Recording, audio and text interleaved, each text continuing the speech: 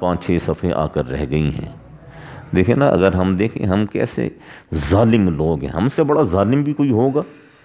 اور ہم جب دعائیں مانگتے ہیں تو دعائیں ایسے مانگتے ہیں جیسے کہ بس یہ آسمان پھٹے اور ساری آسمان سے نعمتیں ہمارے اوپر برس پڑیں۔ یہ نعمتیں برسیں گی، لعنتیں برسیں گی، خدا کی قسم، جو حشر ہم لوگ کر رہے ہیں اور جو حال ہم لوگ کر رہے ہیں۔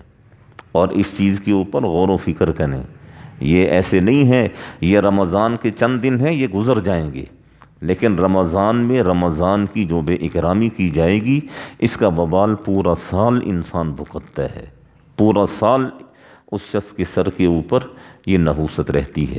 اس لیے رمضان کے روزے بھی پابندی سے اور تراویح بھی پابندی سے پڑھیں، اور یہ چیز یاد رکھیں، تراویح کی بے اکرامی یہ انسان کو قرآن سے دور کر دیتی ہے، اور قرآن سے جب دور ہو گیا نا تو پھر سمجھ آ جائے گی کہ ہم نے کتنا بڑا جرم کیا ہے۔ پھر ناک سے بھی لکیریں نکالیں گے نا تو یہ جرم معاف نہیں ہوگا۔ اس لیے اب وقت ہے اس چیز کی قدر کریں اور اپنے رب کو قرآن سن کر، قرآن پڑھ کر اپنے رب کو راضی کریں۔ اللہ تعالی ہم سب کو سمجھنے کی، عمل کرنے کی توفیق نصیب فرمائے۔